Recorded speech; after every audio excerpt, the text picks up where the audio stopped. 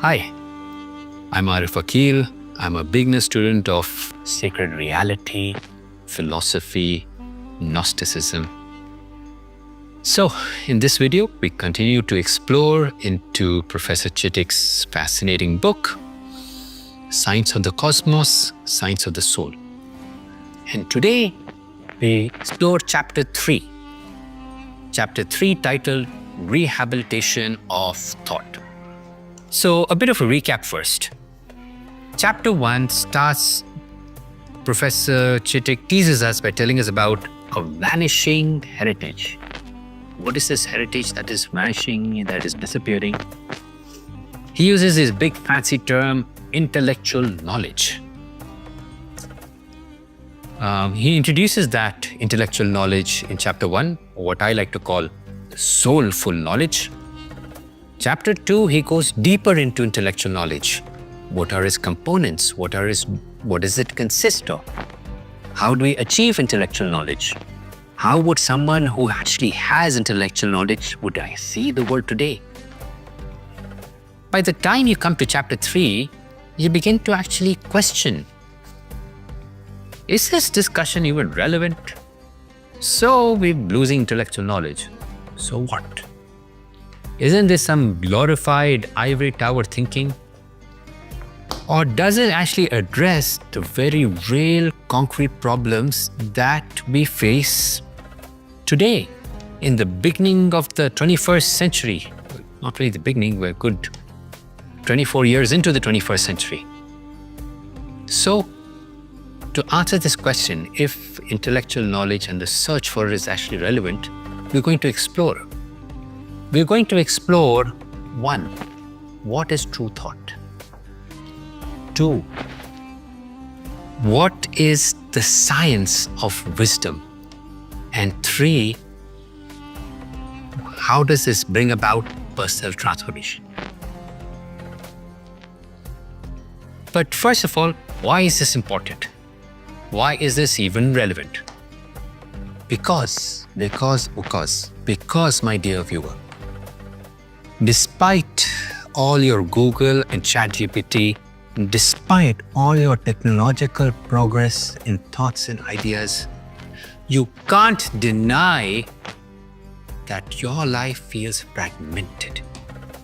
Your life feels more disconnected than ever before. You're drowning in information, but somehow you feel emptier than ever before. Despite all our amazing technology and all our scientific advances, something feels just off. Well, there's a reason for that, and it goes deeper than you might imagine. What is true thought? Traditional Islamic thought is far more relevant than any of the sciences, technologies, and ideologies that occupy the minds of most contemporary thinkers. Let's start with something that might sound strange at first. According to traditional Islamic thought, most of us aren't really thinking at all. We are just processing. What does that mean? Well, think of it this way. Imagine your mind has 3 levels. Right at its surface level is just reaction. We're just constantly just reacting to the stimulus and information that hits us. Level 2, sometimes we go a bit deeper. We're not just reacting, we are perhaps analyzing, problem solving, a little bit of studying. And then there is level 3. Level 3, where you're truly connected to pure awareness, pure, unhindered understanding, true consciousness. Sadly, most of us spend our lives in level 1, level 2, Most of us spend our lives in reactions and perhaps analyzing data, solving problems. But real thought, what the Islamic tradition calls aqal or intelligence, is something so much more deeper. How deep? As one of the great Persian poets, Rumi, puts it, brother, you are that very thought. The rest of you is just bones and fiber. If roses are your thought, you are a rose garden. If thorns are your thought, you are fuel for the furnace. What Rumi is telling us is profound. We aren't beings that think. We aren't thinking beings. We are our thoughts. Not just some random mental chatter, but our deepest awareness and consciousness. I love this metaphor, so I keep bringing it up again and again. Think of it like this. Most modern thinking is like taking photos of the sunset. And then once we capture the information, we analyze the colors, the patterns. We even share it on social media and feel happy about it. But true thought is like being blown away by the sunset, being fully present to its reality, understanding your place in the cosmos. The Islamic intellectual tradition tells us that consciousness isn't a product of our brains. No, no, no, no. You are the consciousness. You are the real awareness. That is consciousness, real awareness is the fundamental reality of the fabric of the universe. It's not something we create. It's something that perhaps we wake up to. To give an example, have you ever had a moment of sudden deep understanding? Not just learning a new fact, but really, you feel that I'm seeing clearly for the first time. That glimpse is what we're talking about.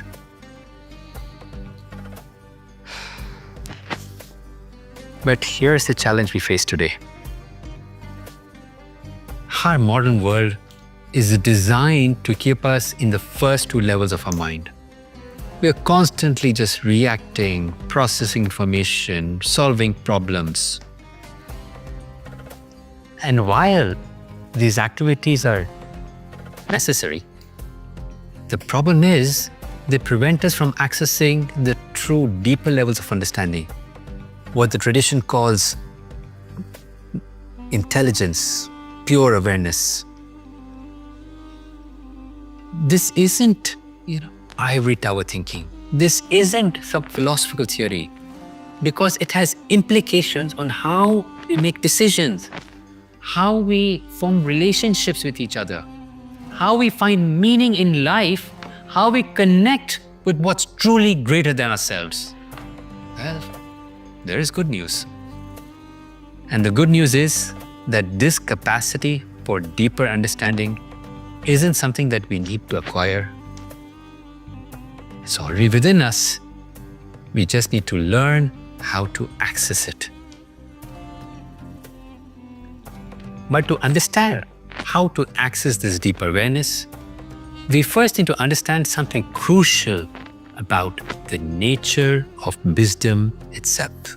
There's something so deeply embedded in our modern thinking that we rarely even notice it. And it's called scientism. What is scientism? It is yet another ism in our modern life. It's the belief that scientific methods and findings are the only reliable path to truth. It is the only reliable path to reality. If science says it, it exists. If science doesn't say it, it is a fabrication, it is a fantasy, it is myth. Well, I have a challenge for you. If science, you take everything up on science, well, when was the last time you challenged science? When was the last time you questioned what you learned as criminal? When was the last time you questioned about how the universe works? Most of us actually simply accept that the scientific description of reality is the valid one. We've been taught that anything else, especially religious or spiritual understanding, belongs to the realm of personal belief, ritual, moral guidance, but nothing to do with the real world. That worldview is like wearing tinted glasses, and it's coloring everything we see. And now we see everything through scientism lenses. These glasses make us look at ancient wisdom tradition and think, oh, those were primitive ideas. And here's where we made this crucial mistake. When we looked at traditional Islamic scholars and scientists, we assume they were trying to do what modern science is doing today, just a little less successfully. And that completely misses the point. These scholars weren't failed modern scientists. In fact, they were pursuing something entirely different. They were not trying to understand how the universe works mechanically. They were up to something so much more. They were seeking to understand the meaning of the universe, the purpose of the universe, and what is our place within it. Let me explain by an analogy. Imagine two different ways of exploring a vast, beautiful forest. One person uses satellite imagery, drones, catalogs every species, measures every tree, its length, its breadth, its width, its height. Whereas the other learns to live in harmony with the forest, understanding its rhythms, its cycles and connections. That, dear viewer, is the difference between modern science or scientism and traditional Islamic scholars, what they call hikma or wisdom. Now here's where it gets interesting. The Islamic tradition uses a concept called tawheed, unity, whereas modern science or scientism uses tahtir or multiplicity. Let me break this down in simple terms. Modern science excels at multiplicity, at breaking things down, analyzing, categorizing. Whereas traditional wisdom, tawheed, integrates our knowledge, unifies it, seeks harmony. Now, of course, modern science can be useful. After all, it's given us the smartphone, medical breakthroughs, space travel. But we have to realize that the more we keep breaking things down into all individual pieces, smaller and smaller and smaller, the harder it becomes to see how it all fits together into one unified whole. As Allama Iqbal, a brilliant Muslim philosopher, puts it, science is like so many vultures falling on the dead body of nature, each tearing it apart, and each running away with its piece of flesh. It's a pretty vivid image, right? Because he's making a crucial point. Once we actually do that, once we actually tear it apart, we lose sight of the whole picture. And we tend to focus on that individual part only. By no means do I say that modern science or multiplicity or tahtir is false. The point is this: it is short-sighted, incomplete. It misses the important point because modern science implicitly denies the ultimacy of the one reality that stands beyond all other realities. And this is where wisdom, traditional wisdom, hikma comes in. Because traditional wisdom doesn't ignore the details, but sees how it always connects back to the whole. Traditional wisdom asks, how does this piece of knowledge connect to everything else? What does it mean for how we should live? How does it help us understand our place in the universe? For example, and I love this example, modern psychology might help us understand the mechanics of clinical depression. But wisdom asks a deeper question. It asks, what is the nature of happiness? What is it that gives life meaning? How do we connect with something larger than ourselves? This is why Islamic intellectual tradition emphasizes that true knowledge must be unified. It must be transformative.